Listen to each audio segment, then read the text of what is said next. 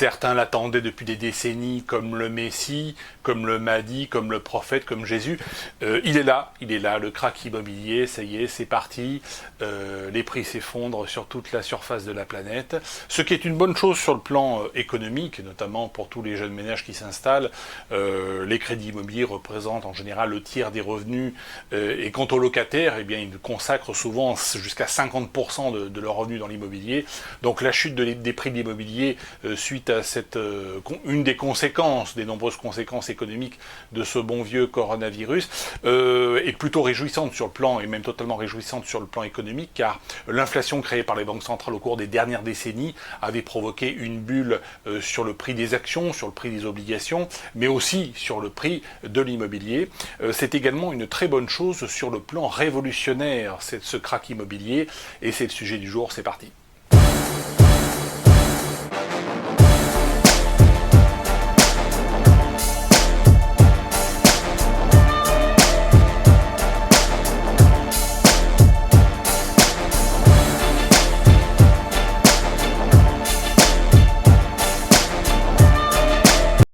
L'écroulement des prix de l'immobilier provoque une véritable panique, notamment chez les constructeurs et les promoteurs immobiliers qui se retrouvent avec des dizaines de milliers de logements et à l'échelle des pays industrialisés, des centaines de milliers et des millions de logements en cours de finition, en cours de livraison et qui ne pourront pas être livrés, qui ne pourront pas être vendus.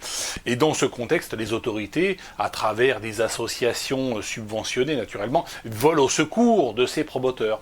Et notamment dans un pays comme la France, eh bien, les associations vont racheter, les promoteurs à la solde du gouvernement vont racheter 50 000 logements qui auraient dû être vendus à des personnes privées, qui seront rachetés par des associations pour y mettre des migrants, pour y faire du logement social à très grande échelle.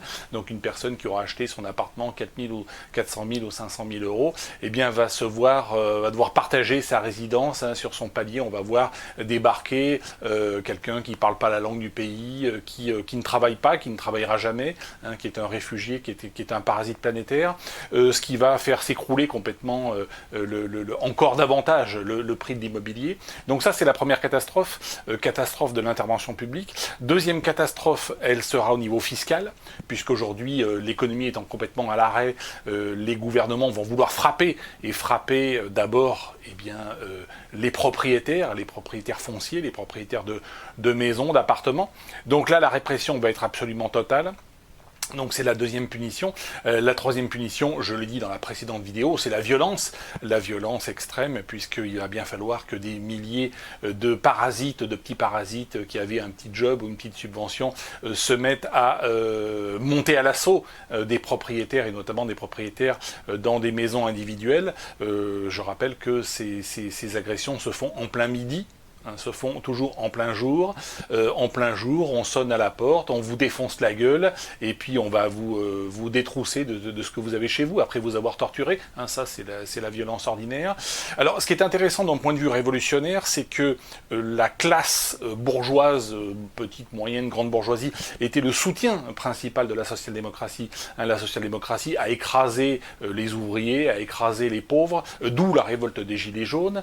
Cette révolte des Gilets jaunes qui a été méprisée par la classe politique et par la classe parasitocrate. Rappelez-vous de ce que disait le petit Benjamin Griveaux, des Gilets jaunes. C'était les types qui fumaient des clopes et qui roulaient en diesel. Il disait ça, à l'époque il était ministre, porte-parole du gouvernement, numéro 2 du gouvernement, entre deux branlettes sur Internet, le petit Benjamin Griveaux. Donc voilà, c'était la philosophie. Aujourd'hui, l'écroulement de l'immobilier va frapper la classe moyenne. L'écroulement de la bourse et des obligations ne touche que l'épargne, ne touche qu'un petit pourcentage de la population. L'écroulement de l'immobilier touche toute la population. Positivement plutôt pour les pauvres et négativement pour toute la classe bourgeoise qui était le soutien de ce système. Rappelez-vous que Jean-Luc Mélenchon, millionnaire pourquoi? Pas seulement parce qu'il touche une retraite de ministre, retraite de conseiller général, retraite de conseiller régional, retraite de sénateur, et puis naturellement indemnité de député, pas seulement pour ça, mais aussi parce que son patrimoine, il l'a placé dans l'immobilier. Je rappelle qu'il n'avait jamais placé un centime en obligation, puisque Jean-Luc le millionnaire était intelligent, il sait sait que les obligations, ce sont des fonds qui sont prêtés aux gouvernements français et internationaux, gouvernements qui ne rembourseront jamais leurs emprunts. Donc les obligations, c'est hyper casse-gueule, et Jean-Luc le millionnaire n'a pas investi un seul centime de sa fortune en obligations. Par contre, il a mis tout le paquet en immobilier. Donc l'immobilier frappe toute la bourgeoisie, au sens très large du terme, bourgeoisie de gauche, bourgeoisie de droite, la bourgeoisie de gauche étant bien souvent la plus riche. C'est paradoxal, mais c'est comme ça. Et ce qui est le préalable à la révolution. J'ai toujours dit que la révolution viendrait par l'écroulement de l'économie, mais l'écroulement de l'économie arrive, et c'est un signe, par l'écroulement de l'immobilier. Donc je ne suis pas optimiste, je suis extrêmement optimiste sur les événements qui vont avoir lieu après le déconfinement. Après les déconfinements, il va y avoir répression fiscale totale sur l'immobilier, écroulement de l'immobilier, et révolte, cette fois-ci pas seulement des pauvres retraités ou des pauvres culs qui n'arrivent pas à bosser avec 1 000 euros par mois, qui n'arrivent pas à vivre avec leurs pauvres 1 000 euros par mois, mais également la bourgeoisie.